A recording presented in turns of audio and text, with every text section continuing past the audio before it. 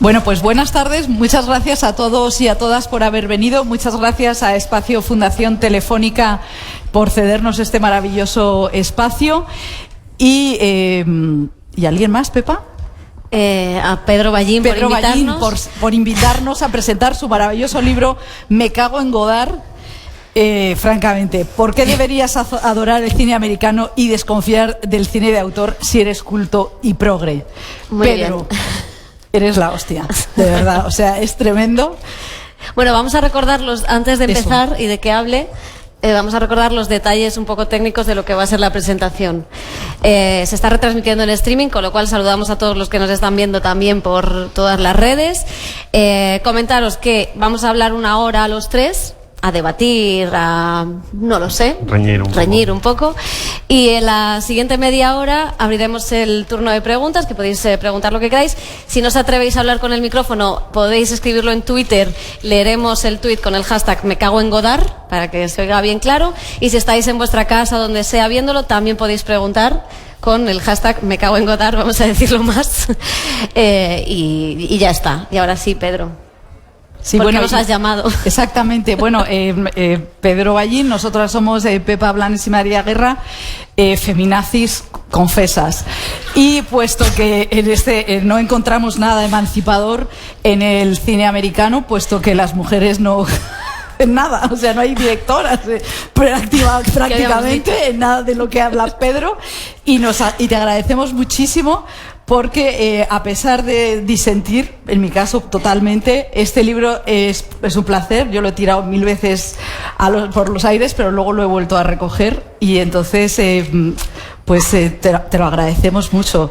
Y pues sobre nada, todo claro, hay personalidades tan ilustres aquí, nos has elegido a nosotras para presentar el libro, es precisamente por eso, porque no nombras a ninguna directora en el libro y es un blanqueamiento. Bueno, sí nombro algunas, nombro muy pocas porque básicamente el libro hace un recorrido por un siglo de cine americano y ese siglo es como es y casi diría que nombro a Mabel Normand en el cine mudo, que fue actriz y luego se convirtió en directora y en buena medida es una de las descubridoras o de las patrocinadoras del talento de Charles Chaplin. Creo que hasta Catherine Bigelow, a la que nombro para mal, sí, como una de las creadoras de cine de ultraderecha ahora mismo en Hollywood, no, apenas hay directoras. Aparece Thea von Harbu, que tampoco aparece muy para bien, que era la esposa de Fritz Lang y guionista de Metrópolis, y que cuando su marido salió corriendo, huyendo de los nazis, dirección Estados Unidos, decidió quedarse y hacer proselitismo del Tercer Reich, o sea que tampoco es un personaje... Hombre, está bien que en las películas más de derechas has puesto a Catherine Bigelow con Clint Eastwood, lo cual también estamos de acuerdo en que en este libro habla, o sea, es la crítica, tu tesis, que bueno, nosotros conocemos a Pedro de sus años de cultura en La Vanguardia, luego nos abandonó por la política, y entonces Pedro Ballín, que si le conocéis sabéis que es el mayor discutidor, ¿verdad? O sea, es una cosa tremenda, y entonces él siempre, de todas las películas infames de Hollywood, salía diciendo que nosotras éramos unas amargadas y unas aguafiestas, que no habíamos entendido nada y que en realidad los críticos de Callers eran todos imbéciles y que no habían entendido nada. Y este libro es un poco bueno, eso. Entonces, el libro es producto... Defiéndete, por favor. Me gusta. No, el libro es parte de un convencimiento previo, que es que las mejores discusiones que uno ha tenido en su vida han sido sobre cine o propiciadas por un buen queso o por una buena canción. Y yo practico para el cine defiendo un apasionamiento en la discusión y en el argumentario que, por ejemplo, no aplico a la política, y además ni siquiera me parece bien que en la política haya ese tipo de apasionamiento, ¿no? Yo en redes sociales jamás pierdo los papeles discutiendo de política, y eso que recibo mucho feedback. Oye, no es verdad. Pero discutiendo de cine no me cuesta nada rebajarme a un insulto como la blasfemia que abre el libro. Pero en realidad, a pesar de la vocación blasfema del título, que es más que nada una provocación, porque en realidad al final el libro habla mucho de cine de Hollywood y muy poco de cine de autor, lo que pretende es ser una defensa de las buenas discusiones y además promoverlas y romper con un prejuicio que, a pesar de estar increíblemente asentado, no se basa en ninguna evidencia objetiva, que es que el cine de Hollywood es conservador, incluso reaccionario o de un proselitismo neoliberal. Como prejuicio está bien, pero cuando uno empieza a analizar el contenido del cine de Hollywood, sustancialmente del cine mainstream, y esto es una de las obsesiones que tenía mientras escribía el libro, porque es muy fácil sostener cualquier tesis sobre cualquier cosa agarrándose a las excepciones. Entonces, de lo que se trataba era de utilizar las películas más conocidas de cada género y repasar un poco la trayectoria de un siglo de cine para revisar cómo son esos arquetipos que promueve y que ha promovido Hollywood desde el principio, desde el cine mudo. Repasamos el cine negro, el papel de la mujer tanto en el cine negro como en la comedia clásica americana, los superhéroes, la invención del héroe cotidiano.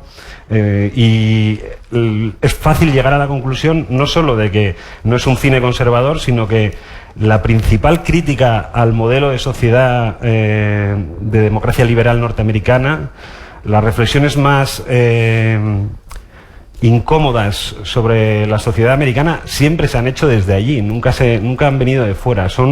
El sector creativo hollywoodiense es un sector tremendamente reflexivo y tremendamente crítico, al punto de que casi todo lo que ocurre en Estados Unidos tiene un antecedente en forma de películas. Pero Pepa, dejas fuera o sea, la verdad es que es interesante y provocador, y hasta estoy de acuerdo contigo, pero dejas si estáis fuera, todos de acuerdo, no os atrevéis a decirlo. Hombre, pero estáis todos de acuerdo. claro, dejas fuera la geopolítica de Estados Unidos. Sí. Los villanos de Bond, los villanos del cine, el comunismo, o sea, dejas fuera sí, que pero ahí tanto progres como, iba a decir fachas, tanto demócratas como republicanos tienen una misma geopolítica. Esto que voy a decir es muy feo, pero es que detrás de todo patriota siempre termina saliendo un pequeño fascistilla, ¿no? Entonces, siempre que... Es cierto que el cine de Hollywood, siempre que trataba la política exterior, por lo menos en su etapa clásica y posterior a la Segunda Guerra Mundial, es un cine, sí, patriotero, bastante conservador, e incluso, aunque luego rompió eso Vietnam y la política de Estados Unidos empezó a ser mirada desde Hollywood, la política exterior, de forma bastante crítica, tiene algunos repuntes en la época de Reagan, como que una serie tan... en principio tan prometedora como Rocky, que empieza con una película que es prácticamente neorrealismo italiano, es la historia de unos desgraciados lumpen que en el boxeo buscan una vida mejor. Esa serie termina convertida en una cosa tan ridícula como aquel Rocky 4, donde con un calzón de la bandera de Estados Unidos se peleaba con un ruso grandísimo que llevaba un calzón con la bandera roja. Esto pasó en la época del reaganismo, pero no es la norma. No es la Pedro, norma. ¿de dónde sales tú? O sea, ¿de dónde sales? Porque es que a mí, Pedro, me parece fascinante. ¿Qué te ha hecho Godard? ¿Qué te pasó en la adolescencia? ¿De dónde sales? O sea, ¿por qué? Pobre Godard. ¿Por qué? Bueno, Godard no me ha hecho nada, y debo decir... Y no Eric Romer, yo jamás que era más me amable, aunque también a veces era un tostón. No, yo a Eric Romer le debo casi toda mi educación sentimental, siendo sincero. No, ni siquiera soy yo el que se caga en Godard. Creo que estará por aquí escondido en algún rincón el tipo que lo dijo. Manolo Ligero, que levante la mano. Ay, yo no lo quería nombrar, el pobre, no sé. Y el tipo lo dijo como un elogio. En realidad él salía de ver una película de Steven Spielberg, una además especialmente maltratada por la crítica, aunque a mí me parece fascinante, que es Indiana Jones 4, La calavera de cristal.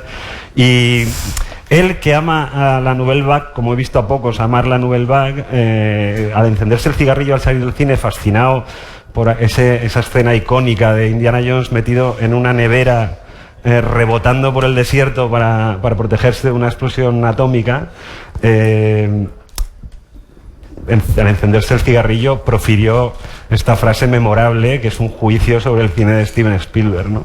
Y me parecía que tenía el sentido de la blasfemia, no tanto porque Godard sea mejor ni peor que otros, sino porque encarna lo mejor y lo peor del gran autor, ¿no? Del gran artista con A muy grande, ¿no? Que es un engreído, es un tipo atrabiliario, que atormenta al mundo cada vez que da una rueda de prensa, que por supuesto, confundiendo su propia vida con el mundo, que es una cosa muy habitual en los autores, vaticina el final del cine cada vez que abre la boca. Lleva, yo creo, desde los años 80 ya, cada vez que da una rueda de prensa diciendo que el cine se ha acabado. Pero dice cosas muy interesantes. Déjame decir, porque claro, tengo que decirlo.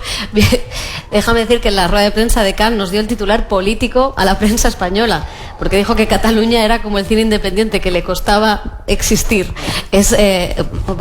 No me vas a arrastrar a ese jardín de ninguna manera. No pretendía. No, pero lo usé. Bueno, tú dices la gran estafa del libro, debo decirlo de antemano, es que luego no se habla del cine de autor en realidad. O sea, eso te iba a decir. Creo que menciono 3 veces a Godard para reírme un poco de él, porque además tiene... La frase creo que es de Truffaut, pero me parece muy elocuente. Decía que la Nouvelle Vague surge para poner fin a un periodo de un academicismo del cine francés, así como muy decimonónico, todo muy, muy formulado. Y Truffaut dijo un día: somos chicos de derechas haciendo peli de izquierdas para desplazar a gente de izquierdas que hacía cine de derechas. Bueno, pues lo que pasa con los chicos de derechas cuando se hacen muy mayores y se enfadan mucho es que sacan al ogro que llevan dentro, que es el caso de Jean-Luc, ¿no? Bueno, es que él dice cosas tan brutales como, yo cuando vi el título dije, hombre, está a favor de Truffaut. Pensaba que era como el Real Madrid y los otros, ¿no? Como que está uno versus Truffaut, pero luego Truffaut ni caso. Tampoco le das cera a Haneke, un poco para que sepáis... Sí, claro, porque te hemos aguantado años y años meterte con Haneke y compramos este libro... Pensando que tenía un capítulo para él. Claro. Que ibas a hablar y mencionas la cinta blanca y ya. Es que esto me lo dijo una persona hace muchos años, que escribir bien y ser ingenioso denigrando cosas es muy fácil. Sí. Uno siempre parece muy chistoso y muy ocurrente, y que en realidad debería procurar escribir, cuando escribiera sobre cine, porque fue como en el año 2002 que empecé a hacer un blog de cine con Eva Orue, debería procurar escribir solo de lo que me gusta. Y uno de los propósitos que me hice en el libro es mencionar solo cineastas que me gustan. Y los autores que menciono, los de cine de autor, digamos, potentes, solo menciono a gente cuyas películas defiendo, empezando por Godard, que por supuesto después de la muerte de Truffaut, por ejemplo, la biografía de Godard es un desastre absoluto. Muere con él, sí. Muere con él. Le tenía muchos celos. ¿Y cómo sería Truffaut ahora? Yo creo que sería un gran director. ¿Con 87? O sea, un señor que... a lo mejor da igual de... Un señor que... Esto es especular, pero, a ver... Ellos surgen para reivindicar desde la revista Cahiers de Cinema el cine americano. Con su modelo comercial, industrial, a los grandes autores del western, del cine negro.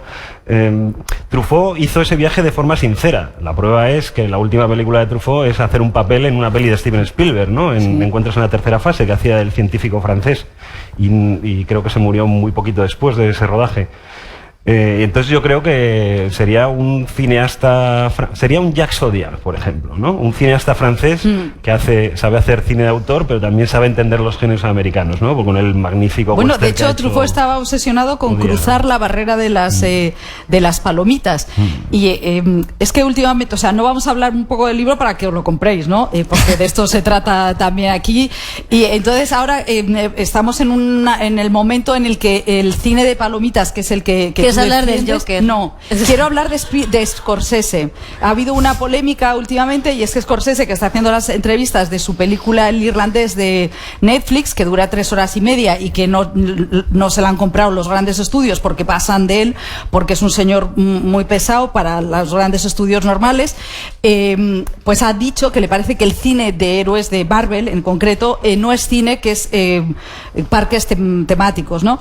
Y entonces eso ha producido un cabreo monumental en estas hordas que siguen al cine de superhéroes, que por cierto se enfadan tanto que parecen críticos de Cannes, que te lo digo yo, que les he visto muchas veces con o sea, que me han mirado siempre como diciendo, esta señora, ¿por qué no se va a su casa?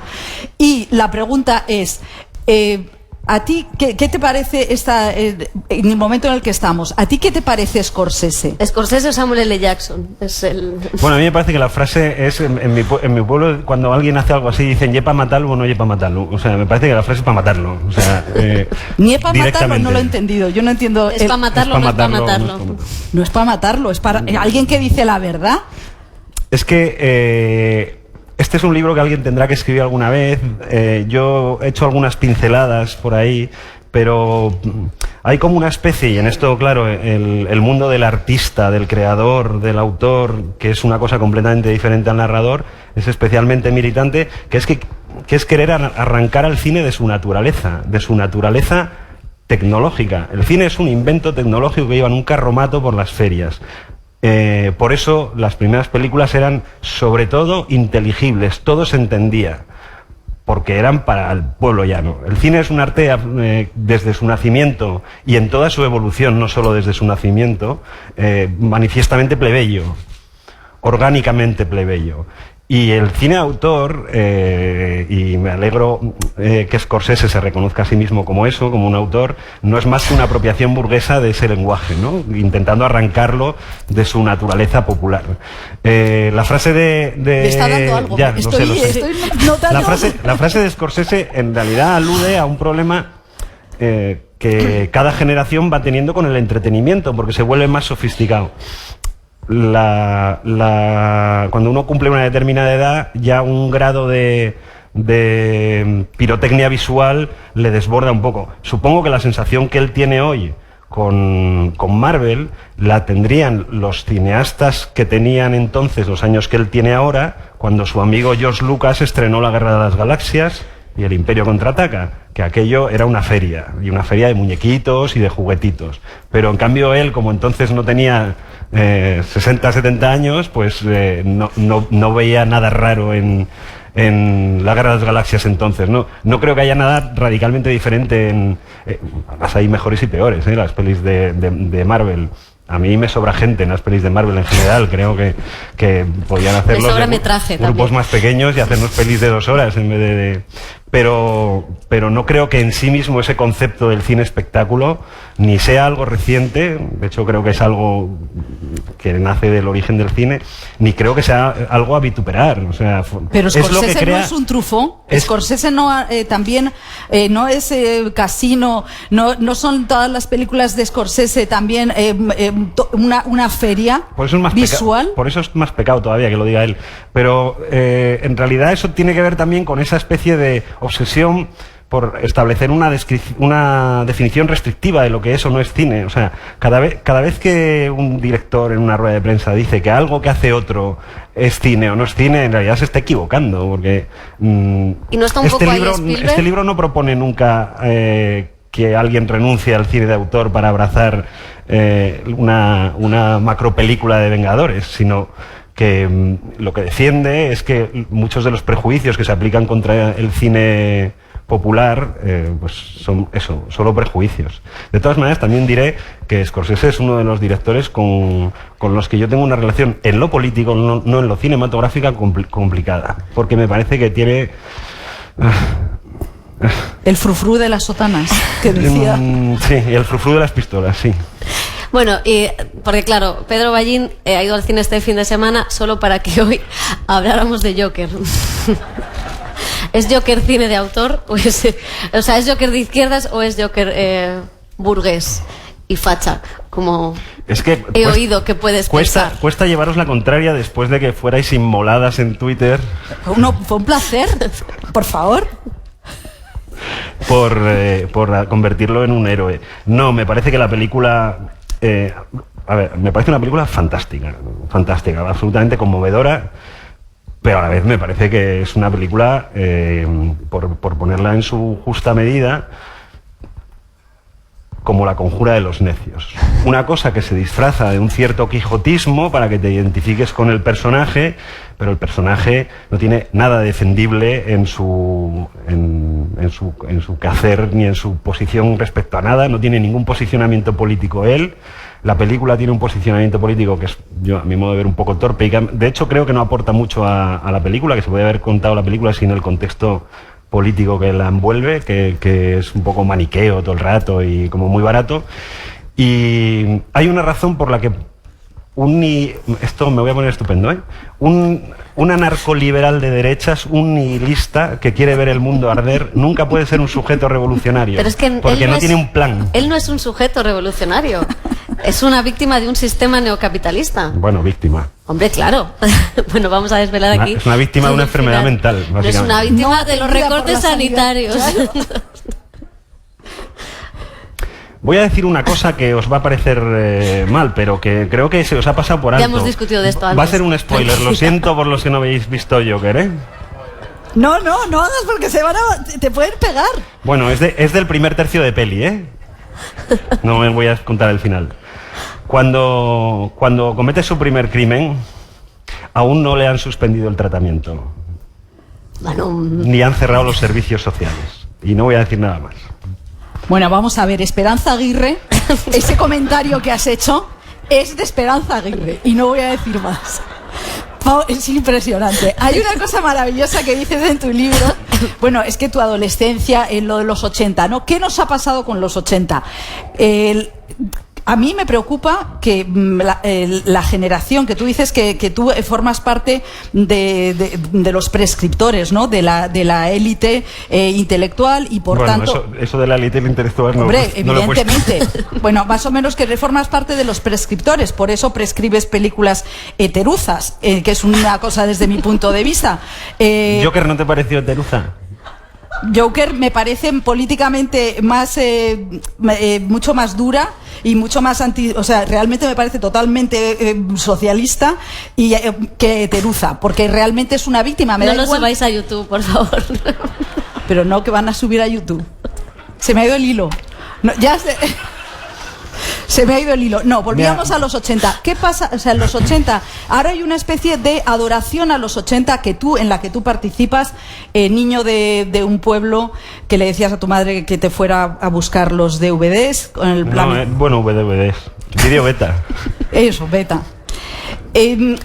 A mí me sorprende esta colonización que los 80 ha ido más allá. Me da la sensación de que han aplanado las generaciones posteriores. Los niños de todo el mundo solamente conocen las frases de Darth Vader, y tú dices en el libro que como prescriptor o como parte de esa élite, oye, escribes en La Vanguardia, que eso está a punto de cambiar. O sea, ¿en qué momento crees que estamos? Bueno, creo que somos un poco baby boom, es decir, que somos una generación muy numerosa. Eso contribuye a que haya una fuerte nostalgia de los 80, pues somos muchos los que entonces éramos jóvenes o adolescentes. Y luego estamos, pues yo tengo 48 años, o sea, estamos en nuestra plenitud laboral, en el sitio desde donde puedes ser prescriptor. Es mucho más difícil ser prescriptor, por brillante que seas como periodista, si tienes 26 años. Esto cuesta... Entonces, y además en lo alto de la pirámide de consumo. Entonces, claro, nos pasamos la vida comprando juguetitos de las películas que veíamos de chavales y estamos prescribiendo nostalgia todo el rato. Dentro de 7 años, 8 años, que nosotros seamos un poco mayores, pues vendrá la generación que vivió su adolescencia en los años 90 y serán ellos los que estén, digamos, en lo alto de la prescripción. Ha seguido adorando a los 80. Es lo que a mí, por eso me parece... No, a ti no te parece, Pepa, puesto que él no nos da la razón. que te la dé yo. No, porque lo que dice Pedro en su libro es que es maravilloso el mundo y emancipador el mundo que nos propone esta generación de directores que fueron George Lucas y compañía. Pero ¿a ti no te parece que han machacado a todas las generaciones posteriores? Es que esto es otro asunto delicado.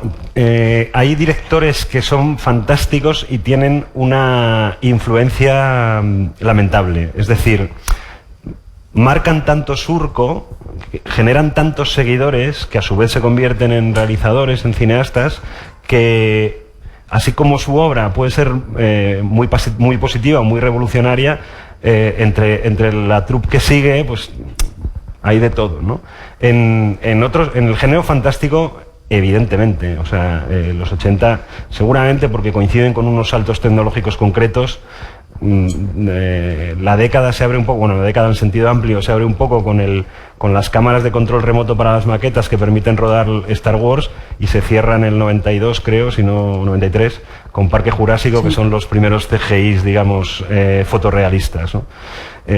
Yo creo que eso revoluciona el género fantástico, que venía de una cierta precariedad, ¿no? Si salvamos 2001, que aún hoy es perfecta, o sea, no tiene una coma, el stop motion y los trucos que se venían usando eran como menos elaborados.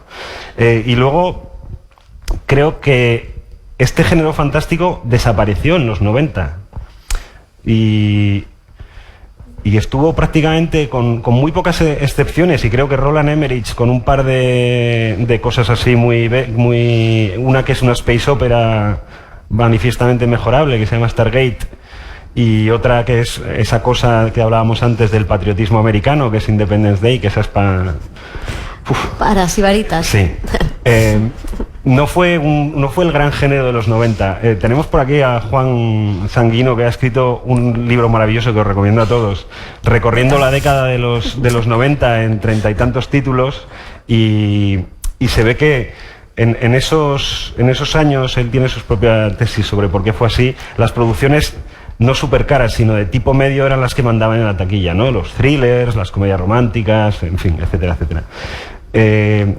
Eso no dejó, digamos, una impronta tan fuerte seguramente en el entretenimiento como dejaron los 80, y cuando ya entrados en este siglo el CGI y los gráficos por ordenador se imponen como el gran vehículo de vender entradas, pues claro, vuelves a beber de las primeras fuentes del fantástico concebido como gran espectáculo, porque la novedad era eso, que el fantástico era un género menor para matinales en los años 50, en los años incluso 30, 40, y que en los 80 fue cuando se convirtió en el gran género. También porque fue cuando se dieron cuenta que la chavalada era el negocio del cine. Eso es maravilloso. Entonces, en la prosa aparecen los adolescentes. La chavalada.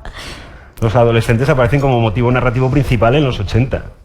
Ahora te das cuenta que solamente hablas de los adolescentes hombres. Pero luego... O sea, vamos a ver. Porque las películas, bueno, estaba pensando, mira, Carrie es una película de un adolescente en el instituto. Dirigida a un tío con barba, ¿no? Sí. Pero bueno, sí, no vamos a descubrir ahora que el siglo XX ha sido machista. Claro, pero que quiero decir que Dios. también por eso, cuando te decía lo de que una nueva generación, que estamos a lo mejor alumbrando un nuevo... Pero fíjate, incluso en eso... despertar. Incluso en eso, el cine, que os decía antes, tiene como un olfato para ver las cosas. El cine hace el Me Too antes del Me Too. El cine, la ciencia ficción... Me voy a quitar la esto. ciencia ficción... Digo las películas, no la industria. O sea, Weinstein hacía las cosas que hacía, en fin, no a ver, me refiero a eso.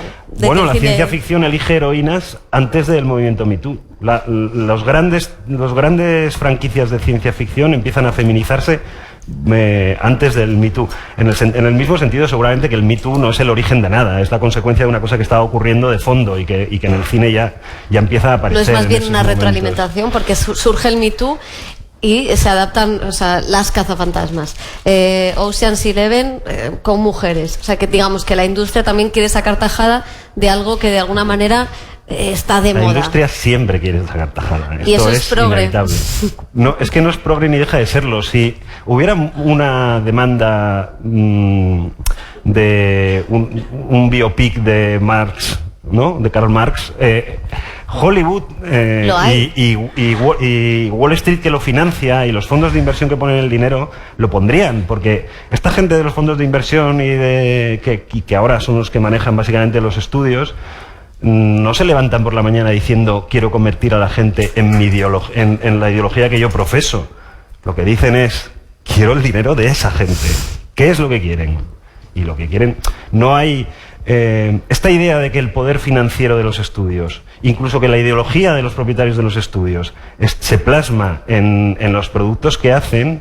No es cierto. Las películas las hacen intentando interpretar por dónde va el sentir de la gente en cada momento, para que sean del gusto del público. No que una película sea vocacionalmente comercial, que esto es otro de los prejuicios que no se compadecen con ningún dato real, que una película sea descaradamente comercial no la hace ni más progresista ni más conservadora. Pero hay una cosa muy bonita. He conseguido un segundo de silencio en vez de que te me tires al cuello. Pero bueno, yo os animo muchísimo a leer este libro porque de verdad que yo, que diciendo profundamente, me divierto muchísimo en cómo lo explicas. Y además todo. citas bien. No citas te bien y una cosa, es que robo tantas ideas que tengo que citar a mucha gente, claro. No, claro. yo quiero decirte que tú estás mucho más leído que los periodistas de cine porque esto lo dice David R. Martínez en el prólogo, que es un prólogo precioso en el que describe un poco el cerebro de tu cerebro muy bien, ¿no? Pero eso tenéis que leerlo vosotros. Es un poco Joker, Es un poco Joker el cerebro que... Ah, pensaba que era R. Martínez. No, hombre, no, pobre. Se me ha ido otra vez el santo del cielo. Recupera. Pero quería decirte algo porque no quiero dejar, que es el motivo principal de la semana, que el Joker quede así. Pero se ha quedado fatal. Te hemos dejado ganar. V de Vendetta es una peli socialista a muerte. Ya, hombre. Sí. Una peli que reivindica el terrorismo izquierdoso de los 70. Para pijos Bien. de Pozuelo. O sea, vamos así. Vamos, y yo No abramos ese sin melón. máscara todo el rato, que se te vea la cara, porque además una cosa que tiene nuestro tiempo es que es el tiempo de los cobardes, que es una cosa que a mí me parece alucinante, que lo decíamos antes con Pero David. no elijas a Joker, que va pintado de arriba abajo. No, en la película el Pero se sabe 90% quién del tiempo está sin máscara. Y Cuando va a hacer su presentación en sociedad, que no vamos a revelar aquí... Hombre, todos nos pintamos. Sí. El pelo de verde. bueno, ahora ¿Qué sí. querías decir de Joker, aparte? No, quería decir que son dos películas que tienen cosas en común, La masa enmascarada, etcétera, y que en V de Vendetta, es verdad que traída a 2003 cuando se hace la película, es bastante más intrigante, porque en plena guerra contra el terror el mensaje político parece que se vuelve más turbio, pero en realidad cuando es escrito el cómic estaba plasmando lo que eran... primero es un cómic escrito contra Margaret Thatcher y contra el giro autoritario del gobierno británico, y que reivindica la acción terrorista socialista, en el sentido que lo que está plasmando es lo que está pasando en Europa en ese momento, ¿no? Las Brigadas Rojas, la Baader-Meinhof, el IRA, etc. Y la diferencia entre ese personaje de V de Vendetta, que también busca una venganza personal, y el Joker, es que en V de Vendetta hay un propósito político. En Joker no hay ningún propósito, y cuando no hay ningún propósito lo que campa es el anarquismo de ultraderecha, que es lo que básicamente provoca este personaje. Pero ¿tú no crees que Joker ha molestado y ha dado tanto miedo en Estados Unidos porque precisamente son esos tarados que van por la calle, que nadie les hace caso, que como dice Trump, tienen el malo es la pistola y no es el sistema? O sea, yo no lo veo como un anarquista de ultraderecha, sino como un pobrecillo absolutamente tirado, porque en la sociedad americana claro, no eres nadie y está completamente fuera. O sea, es un fracaso del sistema.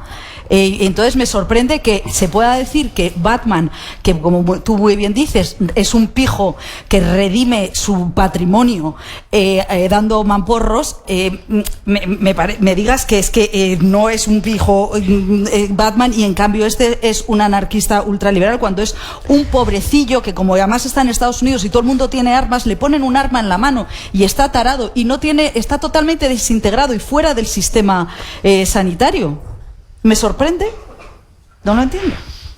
Es que el personaje sea víctima de muchas cosas no legitima nada de lo que ocurre con el personaje, y el personaje actúa, por eso yo le veo muy cerca de Ignatius Reilly, de La conjura de los necios, que uno sea víctima primero de su propia enfermedad, luego de que es un poco gilipollas, porque la verdad es que el personaje es un poco gilipollas, y de un sistema que evidentemente no le ampara, no convierte a Joker como película, al margen de ponderarlo con respecto a quién es Batman, no lo convierte per se en un vehículo revolucionario en ningún sentido. O sea, es más bien lo contrario. Y además esto, y aquí me voy a ir al libro y con esto dejo el asunto Joker.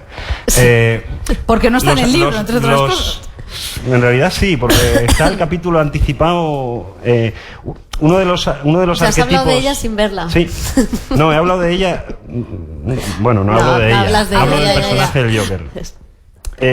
uno de los arquetipos que ha creado la sociedad, que ha creado el cine de Hollywood, que es uno de los arquetipos más críticos sobre el tipo de excrecencia humana que puede producir el sistema liberal, la gente que derrapa y que el propio sistema no lo ampara, no es una cosa que invente el Joker, es básicamente lo que se contaba, como todo el mundo cita, en Taxi Driver, pero yo creo que incluso diría que mejor contado, aunque la película es floja, en Un día de furia, película en la que Michael Douglas patina en un momento dado porque pierde el empleo, porque su mujer no le deja ver a su hija y se le pira la pelota, y enfrente tiene pues a un pobre policía a punto de jubilarse, que es un desgraciadito el pobre, pero que quiere poner orden. En el balance de esos dos personajes que presenta la película de Schumacher, que no es una buena película, pero que es una película que expresa muy bien uno de los grandes dilemas de la sociedad americana, está contado esto que estamos hablando y que le queréis atribuir a Joker. Y diría más, ese arquetipo que regresa una y otra vez al cine americano, en una película muy reciente de Jake Gyllenhaal que se llama Nightcrawler, sí, está bastante mejor contado, aterrizado en la política, en torno a la figura del emprendedor o el freelance periodista, yo creo que con un trazo bastante más fino que la oda a la insania que es Joker. Bueno, hay otra cosa que a mí me gusta mucho del libro, que es que dices que todos los críticos culturales, cinematográficos y culturales son marxistas. Esto es maravilloso, porque cuando más de uno se dé cuenta, verás el disgusto que se lleva. Y no lo digo celebrándolo, además. No, ya lo sé. Pero es interesante porque esto te lleva a abrir la división, o sea, es la dicotomía entre la escuela de Frankfurt, o digamos, vamos a ponernos un poquito intensos, ¿no? Pero muy poco, ¿eh? Muy poco. Vamos a aterrizar poco en esto. Pero porque es interesante, creo que es muy interesante. Le he dado muchas vueltas a cuál es el motivo de esa hegemonía del pensamiento marxista inadvertido, ¿eh? Porque por eso digo, hay algunos que lo son voluntariamente porque se sabe en la escuela de Frankfurt de arriba abajo, pero la mayoría no. Y creo que es un producto de la Guerra Fría, el hecho de que la crítica cultural europea adopte una posición marxista por oposición al imperio, ¿no? El resultado es que es así y funciona un poco, y es lo que intento explicar, de forma que los patrones o los lugares comunes de un análisis marxista, en el cual si la película El señor tiene una casa bonita o hace sol es conservadora, porque el grado es no es mucho más complicado que esto, creo que tiene que ver con un aprendizaje equivocado y sobre todo con no ser conscientes, con que es imperceptible, es un pensamiento hegemónico, y lo mismo que ha ocurrido, y esto se entiende fácil, con el pensamiento económico neoliberal a partir de los años 80, que hizo desaparecer cualquier otro pensamiento económico o posición de política económica, al punto de que se constitucionaliza, digamos, los principios del neoliberalismo, pues se convierte en una hegemonía imperceptible. No es lo que económicamente es correcto, no, es lo que económicamente hay que hacer, y ya está, y no hay discusión en torno a eso, ¿no? Y menos discusión académica, ni siquiera hay discusión académica, hasta hace muy poco, claro, hasta que se fue todo al carajo en 2008. Con el pensamiento marxista en la crítica de cine pasa un poco esto mismo, que está ahí, es la única forma de interpretar la cultura, como si fuéramos incapaces de emanciparnos de ese esquema de análisis según el cual si la película acaba bien es de derechas, si la película acaba mal y el pobre está tirado en una cuneta al final de la película, entonces es progre, que tiene que ver con otra cosa que detesto y que menciono un montón de veces en el libro, que es esta cosa muy judeocristiana de exponerse a productos culturales que te maltratan, porque así sales redimido de tus pecados y te vas a casa como con el alma limpia, ¿no? Voy a ver una película, oye, qué buena persona soy, que he llorado viendo una peli del Holocausto, en fin, no eres mejor persona, ni eres mala persona por reírte mucho o celebrar que es una película de la que hablo, porque el caso crítico en España con esa película es un puñetero escándalo, que no la salvó nadie, que es Slumdog Millionaire, y que era una película a la que se acusó de pintar de colores la pobreza cuando no podía ser más realista en el retrato de la vida de los niños en las favelas de Bombay, y al final todo el análisis crítico contra la película, que decía cosas muy sofisticadas que en realidad no ocurrían, como que eso, que disfrazaba la pobreza o la pintaba de colores o que tenía un formato de cuento y entonces esto la invalidaba. Todo es porque la película acababan bailando en el andén. Si esa película hubiera terminado con ese pobre desgraciado, con una desgracia más, como ya todas las que le habían pasado durante la película, la crítica habría caído rendida. Hubiera ganado la Palma de Oro de Cannes. Antes, es que quería decir... Déjame recordar que podéis hacer preguntas con el hashtag Me cago en Godard, que es el título del libro, y las leemos en unos minutos. Ya. No, era solamente que en el prólogo David Martínez, que es colega y amigo y víctima de Pedro, porque dice Pedro que la verdad es que eso eres elegante, ¿eh? O sea, Pedro no es, los periodistas aquí ya sabéis que todos robamos como cosacos las ideas de los demás y Pedro cita.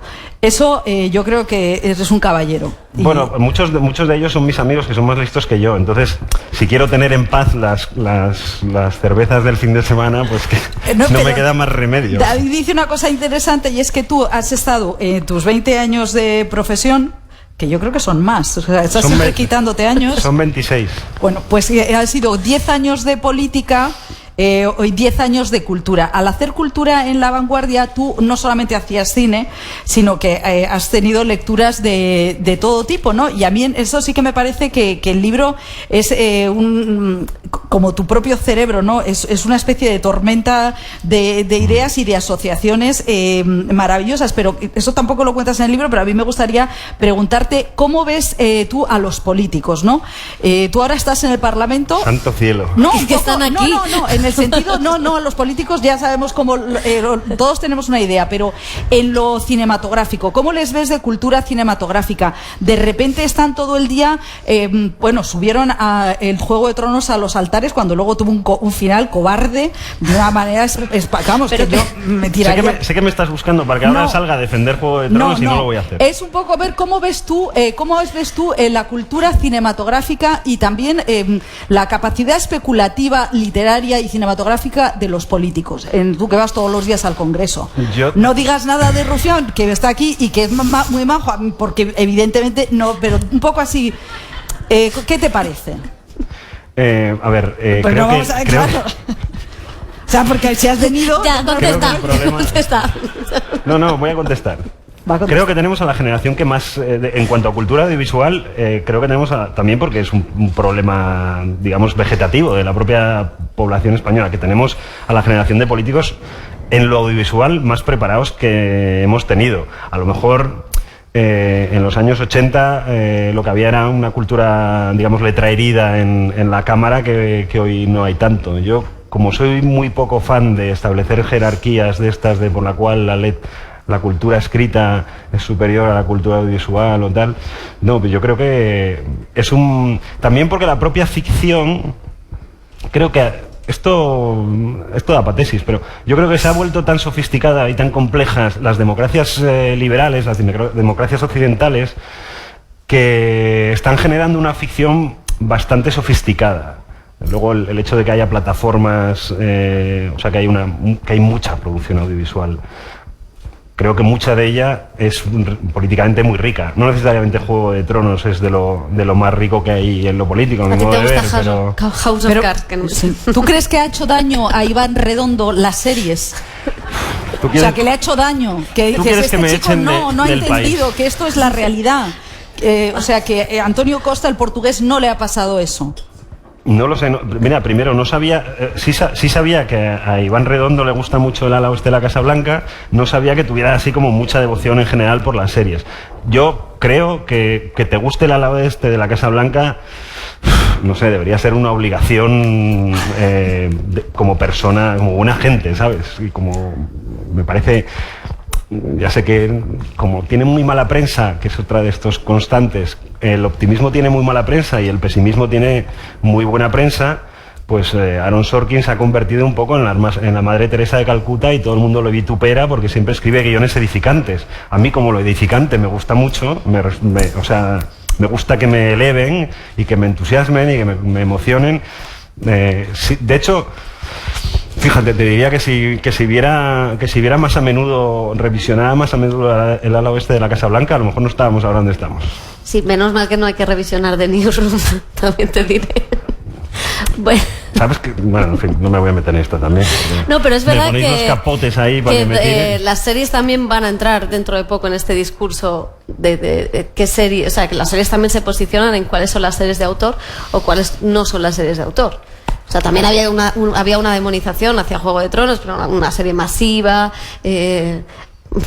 Me puedo meter con aquí comercial, mi prima. Sí, y sin embargo con otras series hay otras series más de autor que las firman directores generalmente que vienen de Hollywood. O sea que también a lo mejor la segunda parte del libro, si ARPA está por la labor, podía ser el caso de las series, que ahí también hay un clasismo.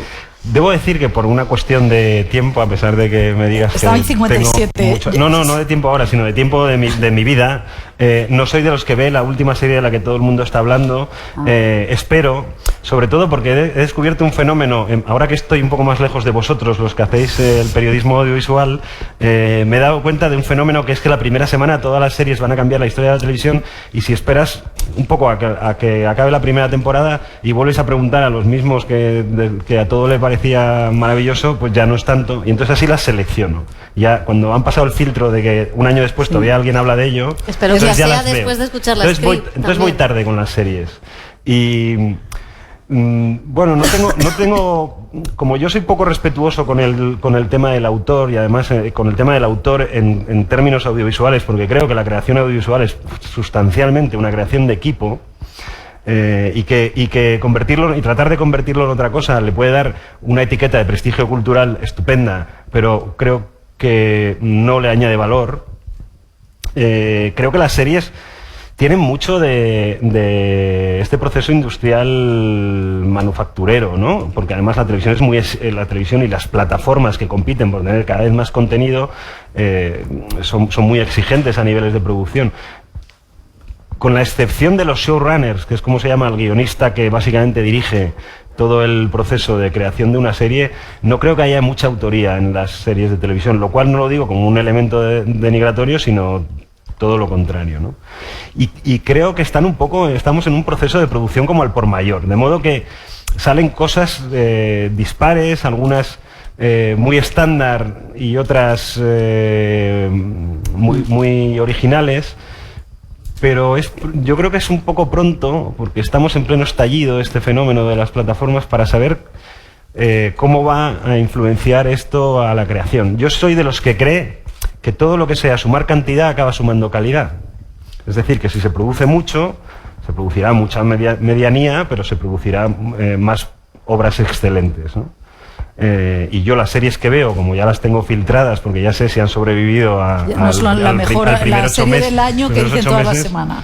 Sí, entonces yo todo lo que veo, en general, me gusta mucho. Debo decir que esta semana he hecho una excepción un poco por accidente, y he visto The Politician, que creo que es un estreno reciente. Lo normal sería que esta serie, en todo caso, yo la viera dentro de 10 meses o una cosa así. ¿Y? Bien. Es que, bueno, son y 59 y a las 8, entonces tenemos que pasar a preguntas, ¿no? Claro, tenéis, si hay alguna pregunta, por favor, levantar la mano. Mientras tanto, mientras os decidís... mira, ahí hay una. A ver, mientras llega el micro. Tenemos una de Twitter que ahora leemos. Depende, es muy difícil. Sí, buenas. Quería saber si lo políticamente correcto a la hora de hacer pelis y series le acotaría a los creadores, o a lo mejor es una corriente que dura un tiempo y luego vuelven a hacer cine salvaje como en los 70 o en principios de los 80. Si lo políticamente correcto influye mal a la hora de intentar hacer cosas. Yo soy muy defensor de la corrección política, porque la corrección política es una forma de legislar sin ley, es decir, es lo que cada sociedad en cada momento, según progresa moral y políticamente, considera que es aceptable. Entonces, en ese sentido, yo no soy defensor de la incorrección política, y luego, en cuanto a la producción, es verdad que ha ocurrido una cosa. Los estudios y las productoras siempre han buscado los parabienes del espectador, no molestarle, o molestarle tanto que tenga que ver la película varias veces, en fin.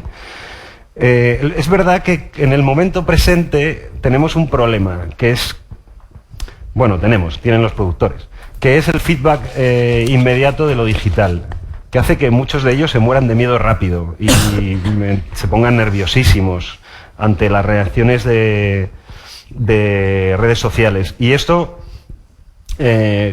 seguramente condicione los productos que hacen y de hecho condicionen la distribución que le dan, el dinero que apuestan en la promoción del producto en cuestión. Pero salvo por el hecho, o sea, no creo que haya más corrección política. Lo que hay es un feedback mucho más directo y más visible del espectador. Y esto está afectando a las producciones. A veces para bien y a veces para mal. No creo que necesariamente sea un fenómeno ni bueno ni malo per se.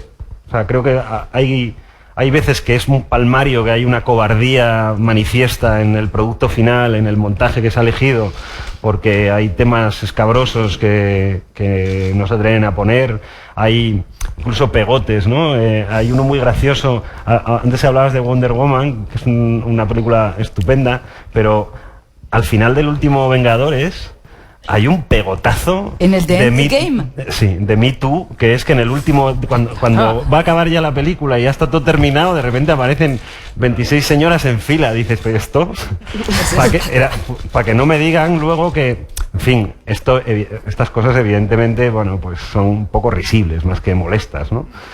Pero no creo, insisto, no creo que la corrección política per se sea buena o mala. Tiene que ver con también cómo cada uno lo integra. También, por ejemplo, a mí me choca mucho, independientemente de que yo piense que Joker es una película como El Club de la Lucha, que en el fondo tiene un alma ultraderechista, muy alt-right, anarcoliberal, pero me parece una película magnífica. Y no estáis dando gestos. vodka, no dan vodka aquí, o sea, esto es agua. Pero es una película que ha recibido una contestación desde algunos sectores por su posicionamiento político. Bueno, el productor ha reaccionado como ha reaccionado, ha hecho una cosa rara ahí de no voy a retirar la película, no, yo me lavo las manos, en fin, es mucho más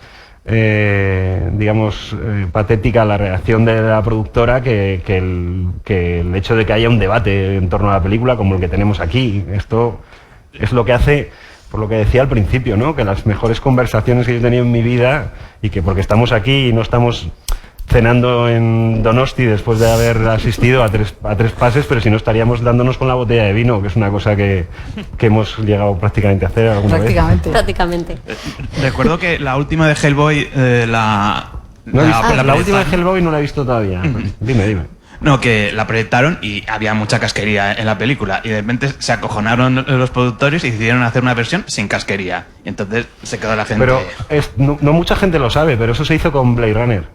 Blade Runner, el primer montaje no es un montaje, son dos montajes. Hay dos montajes de Blade Runner en el 82 cuando se estrena, uno europeo y otro norteamericano, y el norteamericano no tiene determinadas escenas de violencia que sí tiene el montaje europeo. O sea, no es un fenómeno estrictamente nuevo. Y lo que pasa es que hoy todo es más transparente. Hoy pasa esto que estás contando, de que hay dos montajes porque los productores entraron a cambiar la peli y lo sabe toda la red. O sea, todas las webs, blogs que publican cosas sobre el work in progress de las películas saben que a Zack Snyder, entre que tuvo un problema familiar y que medio lo despidieron, pues le destrozaron la Liga de la Justicia. Y lo sabía todo el mundo meses antes de que la película llegara a los cines, como el despido de los directores de Han Solo, que termina entrando Ron Howard a acabarla. Claro, esto, ¿qué pasa? En el año 85 de esto se enteraban 8 meses después del estreno de la película, porque leían determinadas revistas que contaban estas cosas, ¿no? Pero esto ha pasado toda la vida, o sea, y no recuerdo ahora de memoria, pero lo de montajes discriminados para el público americano y el público europeo con diferente grado de violencia, entendiendo unas tolerancias diferentes en el público, ha sido una cosa habitual en Hollywood. Déjame leer una de Twitter que dice: te damos un presupuesto amable y un equipo de ensueño. ¿Cuál sería el argumento de tu película progre, Ballín? Madre de Dios, yo qué sé. Bueno, esto me va a ser... No tengo ni idea. No tengo ni idea. Yo, en realidad... Gente bebiendo vino en una casa muy grande. Sí, con sol, en la Toscana o en la Bretaña francesa. Sí, eso me gustaría seguro. De hecho, no hay ninguna película que trate eso que me parezca que no merece la pena ser vista. Y mira que hay películas de franceses e italianos de vacaciones. No, lo que haría sería darle el dinero a Sorkin y decirle, escribe lo que quieras. Y sí. Bueno. Pero de todas maneras esto tiene que ver con una cosa muy importante para mí y que es una cosa que sí, a la que sí dedico un apartado en el libro, que es la diferencia entre lo que te gusta y lo que te gustaría ser. El cine es lo que más me ha gustado, sí, toda mi vida. Nunca, ni cuando tenía 12 años, quise ser cineasta. Lo que me gusta del cine es sentarme en la sala y que me cuenten la movida. Y de hecho, cuando empecé a hacer información de cine y entrevistas de cine, ir a festivales y tal, ya tenía 30 y bastantes. Y me había alejado siempre de ese campo porque no quería mirar detrás de la cortina. No quería ver cómo se hace una película porque pensaba que iba a perder la gracia de verla. Claro, yo totalmente. no quiero ir a ver que el mago me explique cómo hace su serrucho, porque entonces ya nunca más me va a gustar ver una mujer... no, iba a decir una mujer aserruchada, no, esto hombre, no. lo debo decir. Perdón. No, si tampoco la corrección política no queremos te ha que llegue a afectado ti. tampoco. No, que yo soy defensor de la corrección política, lo acabo de perdón, se decir. me ha ido el... No sé si hay alguna más en la sala. Sí, hay aquí, no te veía. Sí, hola. ¿Qué opina del debate que hubo el año pasado, creo que fue, sobre si Green Book o Roma se debía llevar el Oscar a la mejor película, y de todos aquellos que se indignaron cuando Green Book ganó, diciendo que era, bueno, otra vez más la historia del hombre blanco que salvaba a los demás y que la Academia no quería dar premios a aquellas películas que se salen un poco de la norma? Bueno, pero se lo había dado a The Artist, ¿no? Unos años antes. Yo soy muy pro Oscars, pero no por los Oscars en particular. De hecho, en fin, yo con el mismo espíritu, con un grupo de locos que están por ahí arriba, me parece, montamos unos premios. A mí me producen siempre respeto, aunque sus decisiones a veces me abominen, los premios que son democráticos, es decir, que los vota un colectivo. Y una de las constantes... ¿Qué digas que... O sea, Oye, que eres la presidenta de los Feroz, a ver lo que vas a decir pero ahora. precisamente por eso que digan que abominan Y son democráticos. unos pueblos democráticos. ¿No? Ha dicho Hombre, que... los vota 4.000 académicos en ¿Y los eso Oscars. te parece abominable? No, me parece... No, que le parece bien. No me has entendido, no al te he revés. entendido. Menos Pensaba mal. que era abominable, que fuera democrático. Te veía dimitiendo. No.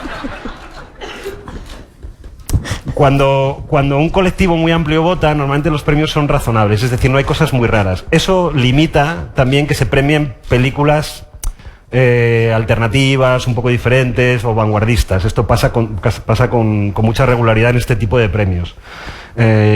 A mí que Roma es la película para mí del año pasado, el premio de Green Book no me irrita mucho. A mí me irritó muchísimo el de 12 años de esclavitud, porque me parecía Pero, que... hombre, Spielberg hizo trampitas. ¿Y Crash? O sea, porque tú que dices que Hollywood es la conciencia de la izquierda, ¿qué le pasa a Hollywood? Bueno, le dieron a los 12 años de esclavitud por el tema negro. Era un poco, bueno, vamos a ver qué Pero ese hacemos año con estaba esto. Prisioneros, que es una película, la de Maravillosa. Villeneuve, que explica la América de hoy como Y pocas. Brokeback Mountain, que dejan al pobre Ang Lee porque no puede haber dos cowboys gays. O sea, es que te parece estás a ti haciendo que esa un juicio de comunidad- intenciones. esa ¿Por qué no comunidad- levantáis la mano Esa también? comunidad es realmente de izquierda, cuando no se han atrevido a dar ni un solo Oscar así por convencimiento a una película de homosexuales. Voy a decir una cosa que sí que no es políticamente correcta. El problema es que en las academias que votan premios académicos hay muchísimos actores. El colectivo que hace las películas, cuando yo hablo todo el rato del trabajo en equipo y tal, me refiero a toda la gente que trabaja en producción, en guión, en diseño de arte, el propio director, en general de todos los gremios, y vosotros que conocéis el gremio como yo, de todos los gremios que hay dentro del... No les va a gustar a los actores. A mí no me ya vengas lo en sé, eso. pero ¿qué le vamos a hacer? el de los actores no es precisamente el más audaz y vanguardista, ¿no? Esto creo que... Y en los premios académicos pesa mucho esto, que muchos, que creo que son el colectivo más numeroso en casi todas las academias, en la española, en la británica, en la de Los Ángeles. Pero bueno, yo soy absolutamente fan de esa forma de dar premios y muy poco fan de la de reunir a un Sanedrín en una cena en Cannes por la noche, 9 personas, y empezar, si yo te doy este premio, tú me das este, y entonces, pero la que te gusta a ti no la premio, entonces me cambias el de mejor actor por el de... Y entonces acaban de hacer, al final hacen un pan con unas hostias, que es lo que pasa en los palmarés estos, en los que, como ya hemos visto muchas veces en muchos festivales, acaba premiada una película que no molestaba a nadie del jurado y no le gustaba a nadie del jurado. Pero para firmar el armisticio en la cena... The Square. Sí, pero en fin, o sea, que es una es como digo, ¿no? ¿Tú te acuerdas de las gaviotas aquellas de noruegas? Sí, me acuerdo de muchas. O del ¿cómo era? Pelo Malo. Pelo Malo, sí, la película venezolana.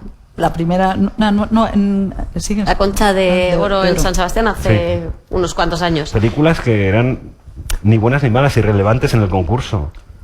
¿Y qué pasó? Pues lo que pasa en los jurados, que unos querían, había un equipo de una película y otros muy radicales de otra, cualquiera de las dos eran dos piezas rompedoras, de esas que solo provocan adhesión u odio, y entonces se firma un armisticio y es ni para ti ni para mí, no premiamos esta otra que no nos molesta a nadie y que luego al final es una película irrelevante. Esto pasa constantemente. Y de alguna en los manera jurados. eso no pasa en los Oscars, por redundar, porque al final el sistema de votación, que es un rollo explicarlo, pero luego no es tan democrático como lo pinta Ballín, porque...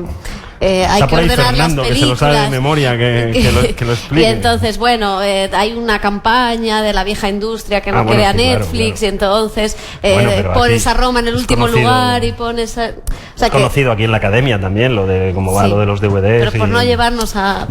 Sí. Por no meternos en fregados. Es muy fácil ser valiente con Los Ángeles, ¿eh? Hombre, claro. Teníamos... No, ya está. No iba a decir nada más. Pensaba, Tarantino, preguntaban por Tarantino, genio sobrevalorado o ni fu ni fa.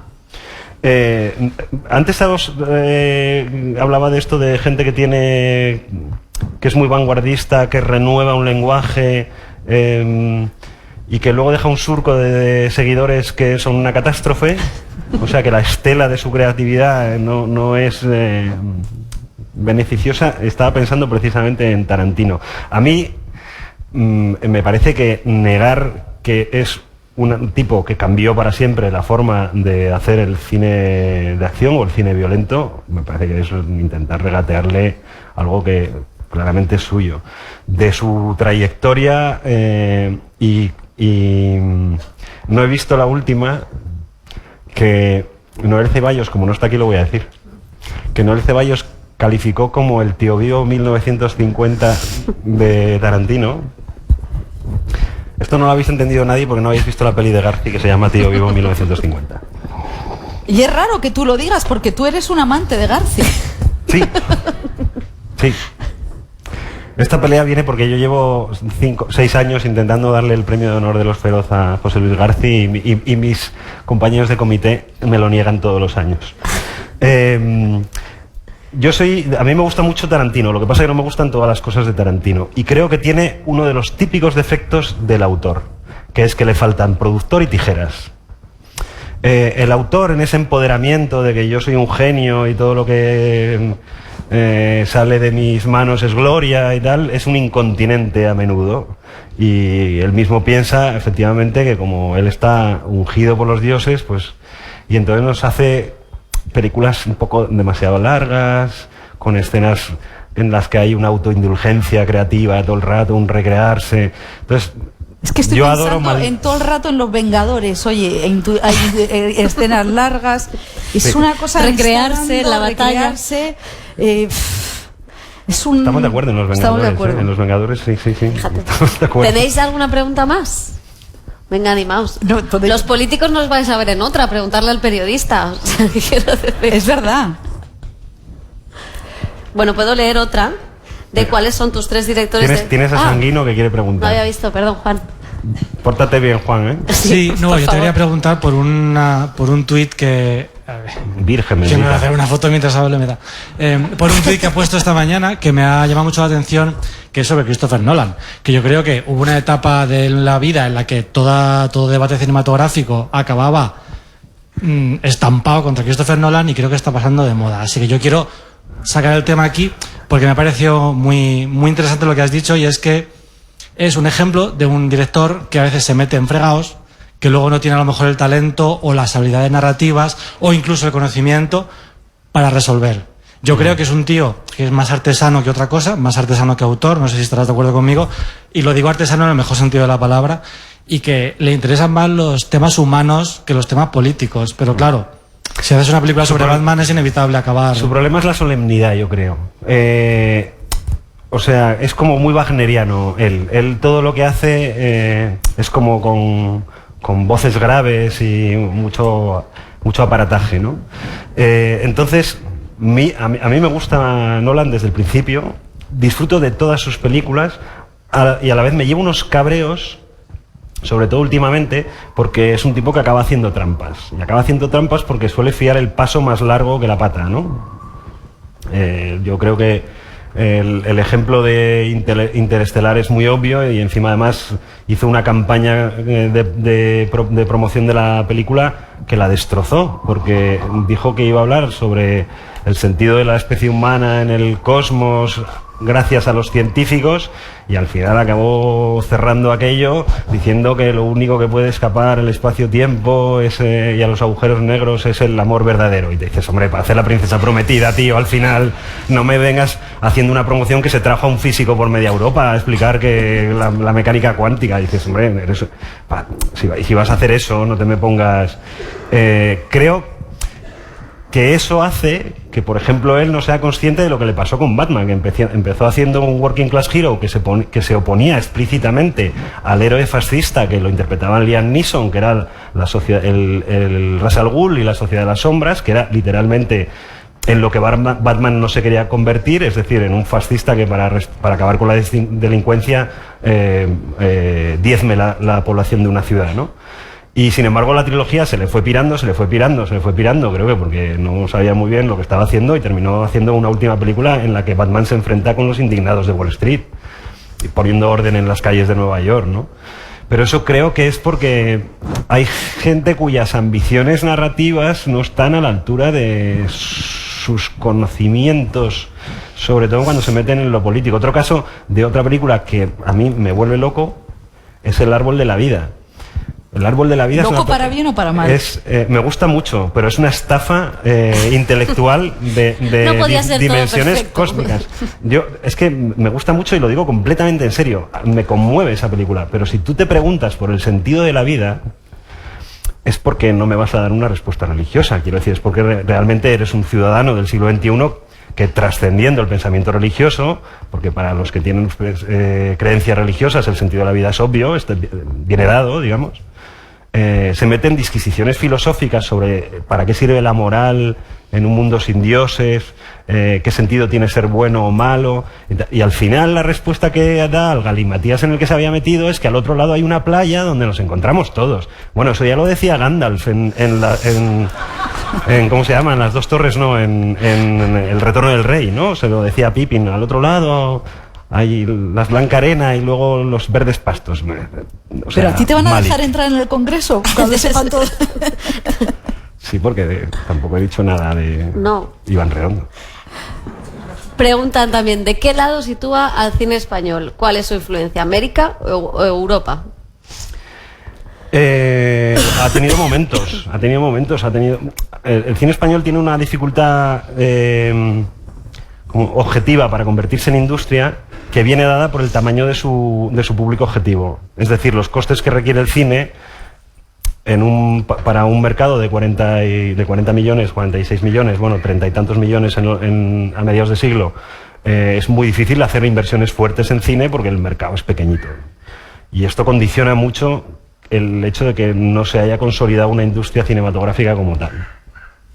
Ha tenido épocas más industriales, comerciales, en las que ha funcionado bien, y luego ha tenido épocas absolutamente marcadas. Somos un país muy, iba a decir afrancesado, no, somos un país muy acomplejado culturalmente con Francia, y entonces esta idea de la autoría a la francesa, para cualquier cineasta de los nuevos autores del cine español, no hay nada como una Palma de Oro de Cannes, o sea, no un León de Oro de Venecia, una Palma de Oro. No, si no lo ni catan, un Oso de Oro nadie lo cata, en Berlín. salvo Buñuel. Y bueno, este chico que ganó una Palma de corto. El aragonés.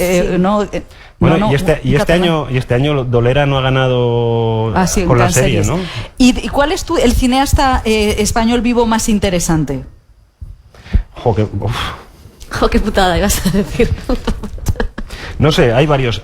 Iba a decir, y con esto creo que contesto un poco a lo que... termino el argumento que estaba haciendo antes. Hubo un movimiento a partir de los 90 en el que surgen nuevos directores que buscan encajar los cánones de los géneros hollywoodienses con una creatividad netamente española o propia. Y eso termina originando toda una generación, gracias sobre todo a las escuelas de cine, toda una generación de narradores privilegiados. O sea, tenemos una generación ahora mismo, la mejor, desde el punto de vista de la narrativa, los mejores directores que ha tenido el cine español nunca son los actuales, los más preparados, los que siempre colocan la cámara en el sitio justo, saben planificar una escena. Sí, pero no solo SCAC, ¿eh? Sí, SCAC sobre todo, digamos, fue un poco la pionera también en esto, pero no, la aportación de la SCAC no son solo los directores. La aportación de la SCAC es que salen técnicos virtuosos de todo el proceso de hacer una película. Montadores, directores de luces, de sonido, toda la gente de efectos especiales que dirigió todo lo de Lo Imposible, era gente salida de la misma escuela, ¿no? Entonces, en ese tránsito hay un personaje que creo que es muy importante porque hace de vértice un poco, o de bisagra entre el autorismo genuinamente español más descuidado en cuanto a la narrativa propiamente, y los actuales narradores que son homólogos a los estadounidenses, y de hecho muchos de ellos están yendo y viniendo y haciendo cosas allí y cosas aquí.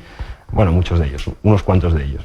Que es Alex de la Iglesia, que es el punto de inflexión. Alex de la Iglesia yo creo que en ese sentido es un director no mejor ni peor que otro, pero importantísimo porque es el que traza ese cambio de rasante en el que de repente dominar bien los géneros, saber cómo se maneja el suspense o cómo se rueda la acción, empieza a ser importante. Y entonces me parece que su aportación es capital al momento actual del cine español, y así no digo ninguno. Me gustan muchos, ahora mismo me gustan muchos, y no es porque haya sido presidente de los Fero, pero y les hayamos premiado a muchos de ellos, sino porque es cierto que me parece que en cuanto a talentos y destrezas vivimos un gran momento en el cine español, y sobre todo, insisto, no solo en directores.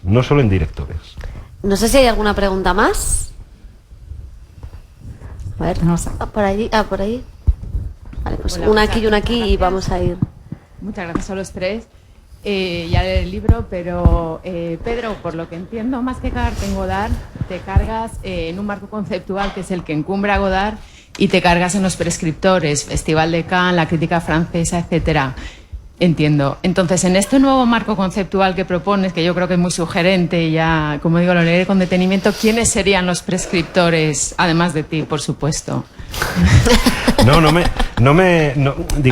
Mi vocación no es cargarme a los prescriptores, sino denunciar un vicio de los prescriptores y un prejuicio desde el que se ha convertido en hegemónico, que se ha convertido en el único análisis posible.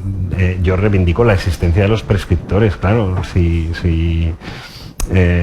fin, este libro, si tiene en sus páginas tantísimas, recoge el nombre de tantísima gente a las que le estoy robando ideas y conceptos, es porque me parece que son prescriptores y que en ese sentido les tengo todo el respeto. No, más bien impugna y es seguramente la parte más provocadora del libro, impugna la diferencia entre arte y artesanía que empapa el mundo de la cultura a partir del siglo XIX y de la idea, digamos, romántica del artista, ¿no? Como un ser ungido por los dioses, en conexión con el más allá, dotado de un sentir que en el libro propongo que aparece una vez Dios ha muerto, digamos. Una vez la Ilustración mata a Dios como el elemento central de la vida humana, o ordenador de la vida humana, necesitamos una nueva conexión con una trascendencia, y ese papel lo acaban ocupando los genios, ¿no? Los genios, los poetas, los pintores. El arte se reivindica a sí mismo como una trascendencia a la que el común no tiene acceso, sino es a través de estos hechiceros que son los artistas, que ocupan el papel del sacerdote. Y una de las propuestas que hago, esta quizá es la idea, yo creo, más controvertida del libro. Una de las propuestas que hago es que alguien intente explicar arte sin utilizar un lenguaje espiritual, es decir, sin aludir al alma que habita tras la rosa y es extraordinariamente difícil explicar el arte. Reivindico por eso la artesanía. No hay ninguna razón taxonómicamente objetiva para que un arquitecto no ocupe una categoría similar a un escultor o a un pintor de frescos. Son disciplinas técnicas que exigen unos conocimientos, y un poco combato esa idea, porque me parece que acaba generando devotos religiosos, ya que el creador, que también es notable la palabra y hay que reparar en ella, de repente un tipo ya no es un director de cine, no es un escultor, es un creador, que es un sustantivo de evidente origen religioso, ¿no? Pero no quiero matar a los prescriptores. Lo que hago como buen polemista es decir, estáis todos equivocados. Y hay una más por allí, creo. Sí, aquí. Juana Briantes, el melón de Nolan, aquí. Vale. Como creo que te gusta un poco Star Wars, me gustaría abrir el melón de Abrams. Abrams sí, Abrams no. En Star Wars sí, en Star Wars no. Yo te diría que me lo preguntaras en diciembre, porque ahora mismo estoy aterrorizado con lo que eres de esos. Con lo que está dando a entender que quiere hacer con el episodio final de la Guerra de las Galaxias, que es enmendarle la plana, seguramente desde luego en lo político y en lo social, y yo creo que también en lo cinematográfico, el mejor episodio de toda la serie, que es el episodio 8 de Rian Johnson. Y todo lo que está dando a entender que está haciendo, que a lo mejor nos equivocamos, me da pánico, porque creo que intenta una impugnación de la anterior película. Y como él demostró en El despertar de la fuerza, que es una película, yo creo que es un encaje de bolillos, pero que no quería jugar con la ira de los fans, y les entregó un regalo perfecto para recoser a una comunidad que se había roto. Bueno, estos, los que no habéis nacido en los 80, no habéis nacido en los 70 y haber vivido el estreno de Star Wars, no sabéis cómo es, pero a partir de la trilogía del 2000 de George Lucas, los seguidores de la Guerra de las Galaxias fue como un cisma terrible, y estaban los detractores y los defensores, ¿no? El despertar de la fuerza es una película deliberadamente calculada para contentar a unos y otros. O sea, es como no quiero un conflicto con nadie. Os voy a regalar una peli que es la misma experiencia que tuvisteis en 1978, actualizada. Así todo, porque no todo lo puede mandar un director. Hay cosas contemporáneas que empapan esa película y que la sitúan en una órbita política diferente a la de la trilogía original. Pero lo que hace Rian Johnson, toda la lectura que hace sobre el papel de la nostalgia, del relato, de los héroes, del sacrificio, de la supervivencia, del papel de la mujer, del envejecimiento de los antiguos guerreros, me parece prodigioso. y además hace una impugnación expresa bueno, hace una herejía, o sea, aparece el sacerdote supremo, que es Yoda, a decir a todo el mundo: ¿pero vosotros os creíais esto de los libros?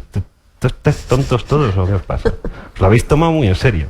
Entonces, a mí me parece que esa película es difícilmente mejorable, y estoy aterrado por lo que parece que pretende hacer Abrams en las entrevistas, da a entender, y entonces no sé si le mataría o le pondrían un altar, y no lo sabré hasta diciembre. Hasta ahora no he tenido ningún desengaño con Star Wars. Debo ser de los pocos que salieron de Han Solo contentísimos. Sí. Y ya me parece que estoy un poco mayor para que en la última película me den el desengaño. Que la pusieron en Cannes, Han Solo. ¿Cuál? Lo digo por... Ya. Sí. Bueno, pues son las 8:30, entonces, si os parece, lo vamos a dejar aquí, porque ahora Pedro tiene que firmar libros, y sé que muchísimas gracias a todos y todas por haber venido, que también están por la parte de atrás, Pedro. Tus fans te rodean por todas partes. Muchas gracias al espacio Fundación Telefónica y a la editorial ARPA por haber conseguido que Pedro escriba todo lo que hay en esta magnífica cabeza en Me cago en Godard. Y nada, muchas gracias. Muchas gracias por llamarnos a nosotras, claro, que francamente echaba de menos la trifulca. Y nosotras en el periodismo español, llamarnos a nosotras. Gracias. O sea que nada. Muchas un gracias. aplauso, Pedro.